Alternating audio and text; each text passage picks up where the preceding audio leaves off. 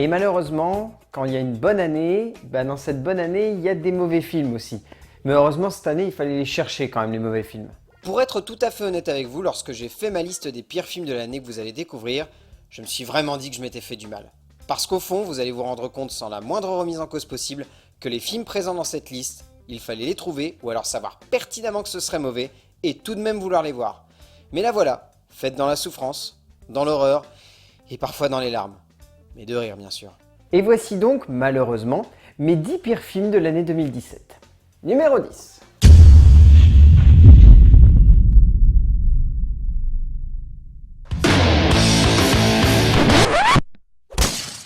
Parce que forcément, après 5-6 films allant de pas trop mal à très mauvais, fallait pas s'attendre à ce que le dernier remonte la pente.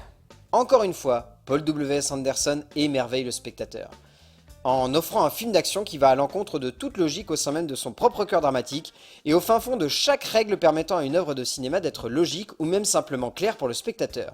C'est une abomination graphique, hormis dans la production design qui tient à peu près la route, c'est un ensemble qui renierait presque le reste de la saga, et c'est un film qui n'a aucun lieu d'être, si ce n'est pour finir la série de films, ce qu'il ne semble même pas admettre si on en croit la fin. Bref, tout ça pour vous dire qu'il était temps que ça se finisse, et qu'heureusement, si on croise très fort les doigts, on n'aura plus rien de ce calibre. Numéro 9.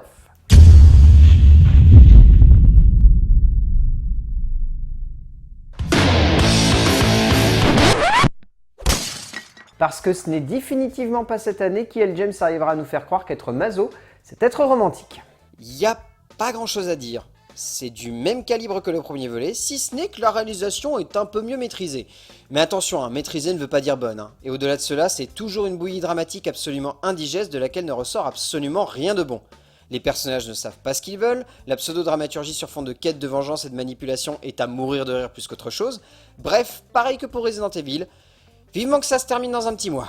Parce que franchement, entre nous, c'est pas avec cette version pseudo-érotique pour les jeunes filles en fleurs de la secrétaire que le cinéma romantique va regagner ses lettres de noblesse. Numéro 8.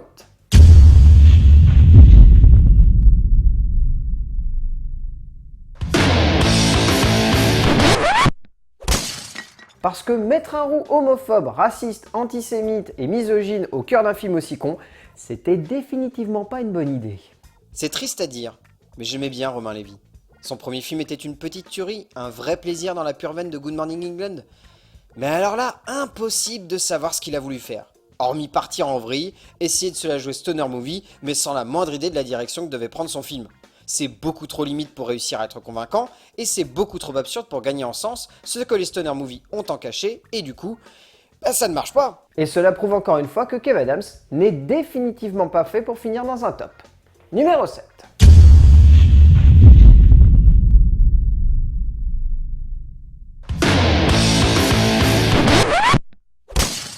Parce que lorsque l'on fait n'importe quoi avec un matériel de base extrêmement dense, cela donne un film complètement incohérent. Je n'ai pas la moindre idée de ce que Thomas Alfredson a pu faire pour ne pas gagner l'autorisation budgétaire pour filmer les 30% manquants du scénario.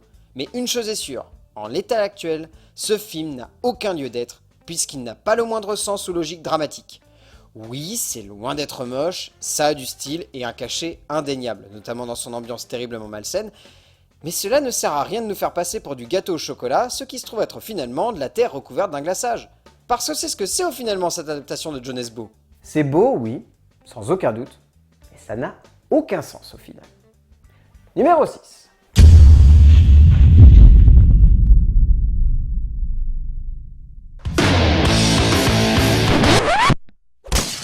Parce qu'il faut toujours un film d'horreur raté dans un flop, et que celui-là il est gratiné dans le genre. Bon, déjà ça partait mal rien qu'à l'annonce du réalisateur sur l'affiche du film. Et en plus de cela, il faut avouer que si le concept de la boîte qui exauce les vœux et tue tes potes pour le faire est intéressante, cela est assez limité et rapidement provoque un ennui mortel chez le spectateur. Et au-delà de cela, quel scénariste peut être assez bête pour baser l'immersion de son film sur un personnage absolument détestable qui ne semble avoir aucun scrupule à buter ses potes avec sa boîte à vœux? C'est long, c'est con, c'est très ennuyeux, donc pour faire simple, on fait le vœu d'oublier I Wish très vite. Numéro 5.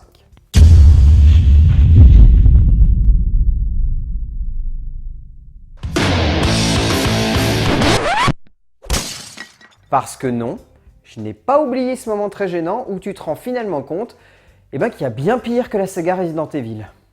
Comment être subtil ici? Ça n'a plus aucun sens, on dirait, pour les équipes de la saga de Len Wiseman de construire une logique entre chaque film. Et au bout du compte, c'est l'unique chose que l'on retient de ce nouveau volet mis en scène par l'ancienne directrice de la photo de Emmerich. Et le souci, c'est que là, ça va continuer encore et encore et encore parce qu'il semble que la plupart des gens ne se lassent pas de voir ces films plus mauvais les uns que les autres sortir en salle. Donc attendez-vous très certainement à revoir un épisode de cette magnifique saga au cœur d'un prochain flop. Numéro 4.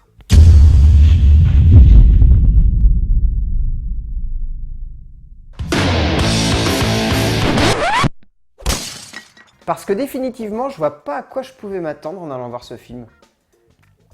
Je suis vraiment complètement con des fois. C'est vrai quoi, qu'est-ce qui aurait pu mal tourner avec un produit commercial aussi magnifique que celui-ci, emballé par l'un des auteurs les plus commerciaux du cinéma français actuel et pesé par un marketing absolument imbuvable, cherchant plus à mettre en avant les stars 80 que les stars du film. Il n'y a pas d'histoire, il n'y a pas de mise en scène, il n'y a pas de sens tout simplement qui vaille dans ce film. C'est un objet avec de l'image et du son, mais visiblement les deux n'arrivent pas à se comprendre. Parce que c'est pas aujourd'hui que moi et ce film on va s'aimer, sous une étoile ou même sur un oreiller. Numéro 3.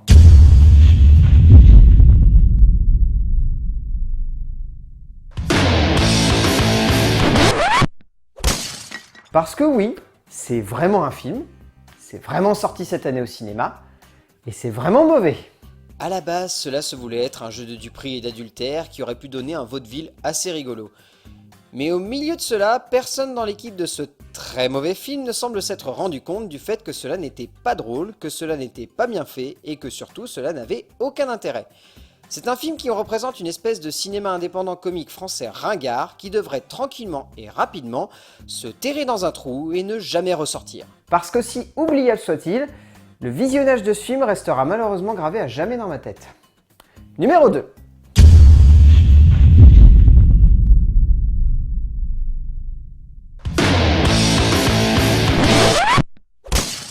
Parce que par 2 fois cette année, je me suis senti complètement consterné de voir autant d'erreurs dans 2 films français avec des ambitions pourtant terriblement différentes.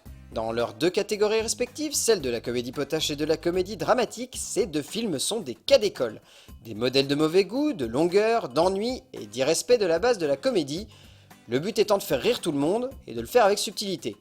De Chauvron est décidément un cinéaste persuadé d'être politique et subversif, là où il est juste complètement à côté de la plaque et très loin d'être subtil. Et Lelouch semble être plus obsédé par l'idée de créer le plus gros casting français possible, plutôt que d'avant tout créer une œuvre de cinéma.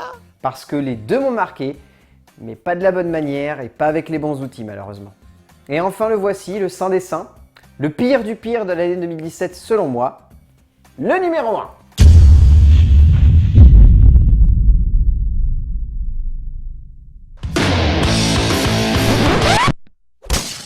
Parce que entre nous, je m'attendais pas à voir un grand film, ni même forcément un bon film.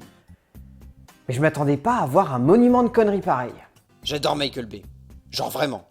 Mais là, on ne peut même plus imaginer que le film soit une critique du cinéma d'action actuel, parce que même si on met cela au sein de l'analyse de ce film, le reste est juste complètement inutile, vain, laborieux, crétin, rébarbatif, bref, c'est une catastrophe ambulante ce film. Le cinéma se doit avant tout d'être cohérent lorsqu'on choisit de créer une œuvre. Mais là, rien n'a de logique. Mais genre rien du tout. On dirait que Bay ne cherche même plus à donner du sens à cette saga qu'il a pourtant initiée, comme s'il voulait qu'on le vire, mais en même temps ce n'est pas logique puisque cela cartonne et qu'il semble redemander à chaque fois le bâton pour se faire battre, alors qu'il dit que c'est la dernière fois. C'est débile, misogyne, abusif, c'est vraiment pas beau, et c'est vraiment un très mauvais film. Et pour moi, il mérite largement sa place de pire film de l'année 2017, sans le moindre doute. Et vous alors, c'est quoi votre pire moment cinéma de l'année 2017 ? Est-ce que c'est un film ? Est-ce que c'est une séance ? N'hésitez pas à me le mettre dans les commentaires, à lui cracher dessus si ça vous tente. Et je vous attends, les fans de Christian Grey et de Kev Adams. Ça va être croustillant. Et d'ici là, je vais simplement vous dire d'aller voir des films, parce que c'est bien d'aller voir des films et qu'on se retrouvera pour parler de films évidemment, et qu'il reste une petite vidéo avant de conclure cette semaine.